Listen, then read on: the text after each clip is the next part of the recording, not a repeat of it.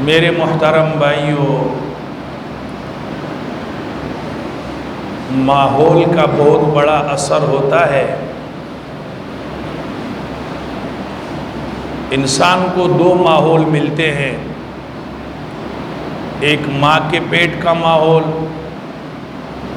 اور دوسرا ماحول باہر کا، دوستوں کا۔ اگر یہ دو ماحول اس کو صحیح مل جائے، ماں کے پیٹ کا ماحول اور دوسرا خارجی گھریلو ماحول اس کو صحیح مل جائے،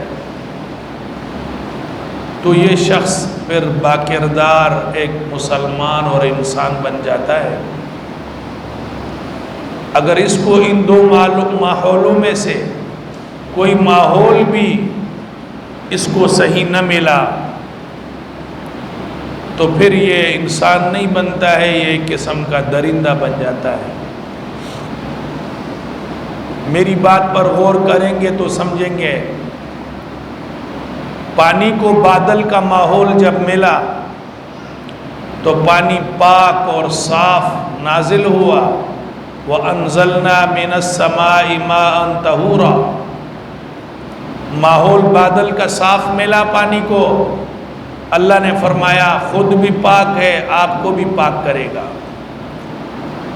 اسی پانی کو جب نہر کا ماحول ملا، یہ پانی خود بھی پاک ہے، آپ کو بھی پاک کرے گا۔ اسی پانی کو جب چشمے کا پاک اور صاف ماحول ملا تو یہ آپ کو بھی پاک کرے گا اور دوسرے مخلوق کو بھی پاک کرے گا۔ لیکن اسی پانی کو اگر گٹر کا ماحول مل گیا، اسی پانی کو اگر گندے نالے کا ماحول مل گیا تو یہ پانی خود بھی ناپاک ہے، آپ کو بھی ناپاک کرے گا۔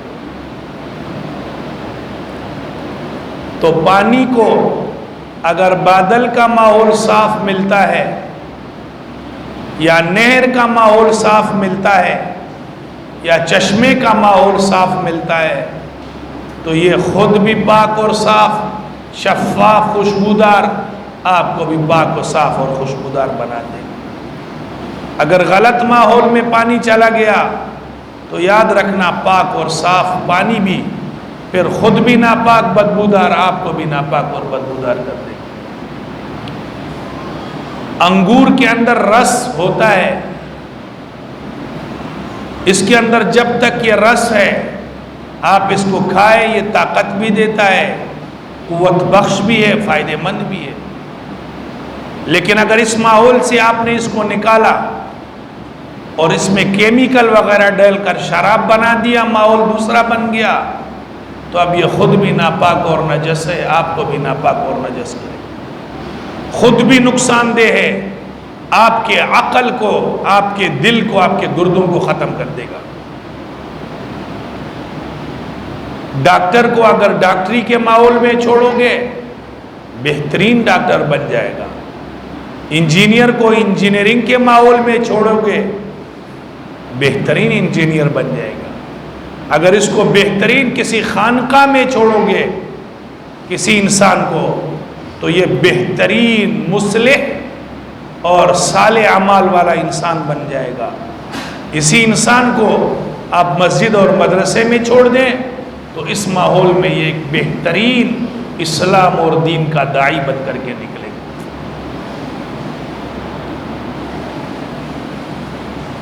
آج ہمارے ماحول میں اگر آپ دیکھ لیں، ماں کے گود کا ماحول بھی اللہ معاف فرمائے، اسی طرح گھریلو ماحول بھی اللہ معاف فرمائے۔ جب ہمارے بچے، یاد رکھنا بچے کسی کی مانتے نہیں ہیں، بچے آپ کو دیکھ کر کے سیکھتے ہیں۔ بچے کو آپ 10 مرتبہ ایک بات کریں وہ نہیں مانیں گے، لیکن اگر انہوں نے آپ کو دیکھا کہ آپ مصلی بچھا کر نماز پڑھ رہے ہیں تو وہ مصلی بچھا کر نماز پڑھے گا۔ اگر انہوں نے آپ کو قرآن کی تلاوت کرتے دیکھا، وہ قرآن کی تلاوت وہ آپ سے سیکھتے ہیں، آپ کی مانیں گے نہیں۔ ہم اور آپ انسان اس کو سمجھتے ہیں جس کی 2 آنکھیں ہوں، 2 ہاتھ ہو، 2 پیر ہو. نہیں. اگر انسان میں اخلاق ہیں اور انسان میں اعمال صالحہ ہے تو یاد رکھنا آنکھیں نہیں ہوگی تب بھی عبداللہ ابن ام مکتوم نبی علیہ السلام کی مسجد کا مؤذن ہوگا. آنکھیں نہیں ہیں. ہم اور آپ تو اس کو انسان سمجھیں گے آنکھیں بھی سالم ہو، ہاتھ اور پیر بھی سالم ہو. اللہ فرماتے ہیں نہیں، انسان اس کو کہیں گے جس کے اندر اخلاق اور اعمال صالحہ بھی موجود ہو، نبی کے نقش قدم پر چلنے والا انسان ہو، بھلے آنکھیں نہ ہو. اللہ فرماتے ہیں یہی عبداللہ ابن ام مکتوم نابینا ہے، آنکھیں نہیں ہیں. آپ صلی اللہ علیہ وسلم تشریف فرما ہے، آپ کے ساتھ دوسرے کافر بڑے بڑے سردار تشریف فرما ہے، آپ ان کو تبلیغ دین فرما رہے ہیں. اس نے چونکہ نابینا تھا، ماحول نہیں دیکھا، آتے ہی اپنا سوالات اس نے شروع کر دیے، مسئلہ پوچھنا شروع کر دیا. آقا صلی اللہ علیہ وسلم کو یہ بات ناگوار گزری کہ اب تو میں بڑے بڑے سرداروں کو اور بڑے بڑے خانوں کو میں اسلام اور قرآن کی تبلیغ کر رہا ہوں، تھوڑی دیر صبر کرتا. اللہ رب العزت کو یہ پسند نہ آیا. اللہ نے سورۃ عبس اتاری، عبس وتولی ان جاءہ الاعمی وما یدریک لعلہ یزکا. فرمایا ان کو چھوڑو، یہ سرداروں خوانین کو، یہ ایمان لاتے لے آئے، نہیں لاتے نہیں لائے. آپ اس نابینا جو صحابی آیا اس کی بات سنیے کیا کہتا ہے. چونکہ وہ ماحول میں بنا تھا، آنکھیں نہیں ہیں، لیکن اللہ کے نزدیک اس کا اتنا بڑا مقام ہے کہ اللہ رب العزت نے ارشاد فرمایا اپنے پیارے پیغمبر کو، آپ نے اپنا منہ کیوں بنا لیا؟ اب ایسا آپ ترشرو کیوں ہو گئے؟ وتولا، آپ نے منہ کیوں موڑ لیا اس سے؟ اس لیے انجاہ العامہ کہ آپ کے پاس ایک نابینا آیا. اور پیارے پیغمبر وما یدریک لعلہ یزکا، آپ کو علم نہیں ہے، پتہ نہیں یہ کافر ایمان لے آئے نہیں لائے، لیکن وہ مومن اور پاک صاف اخلاق والا ہے، اس کی بات آپ سنیں. حدیث پاک میں آتا ہے، بخاری شریف کی روایت ہے، اس کے واقعے کے بعد آپ صلی اللہ علیہ وسلم تشریف فرما ہوتے تھے. جب وہ نابینا صحابی آتا تھا آپ فرماتے تھے بھائی وہ شخص آ گیا آتبنی فیہ ربی، جس کے بارے میں مجھے میرے رب نے ڈانٹا تھا. اگرچہ عقل سالم ہے لیکن رنگ کالا ہے، مسافر ہے، ہونٹ بڑے ہیں، حبشی ہے، لیکن اخلاق اور اعمال ماحول صحیح ملا، چلتا زمین پر ہے، پاؤں کی آہٹ اللہ جنت میں اس کی سنائی دیتا ہے. تو ماحول میں انسان بنتا ہے، ماحول انسان کو انسان بناتا ہے.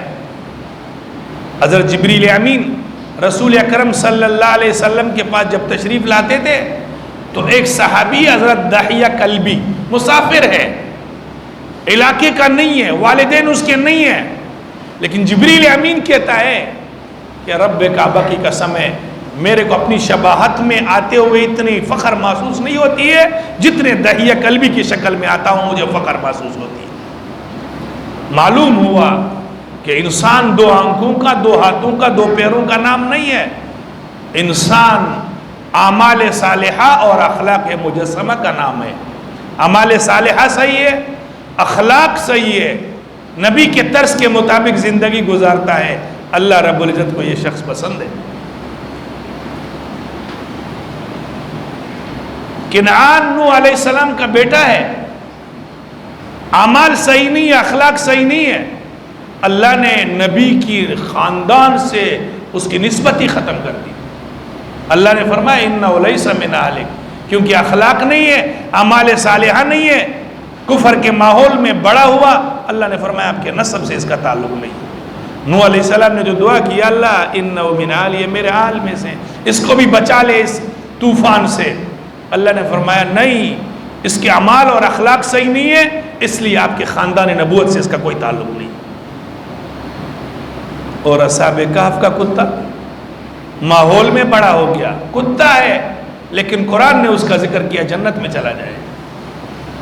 تو معلوم ہوا میرے محترم بھائیوں اور دوستوں بزرگوں کہ ماحول انسان کو ماحول بناتا ہے. ہمارے اور آپ کے ماحول بگڑ گئے، گھر کے ماحول بھی غلط ہو گئے۔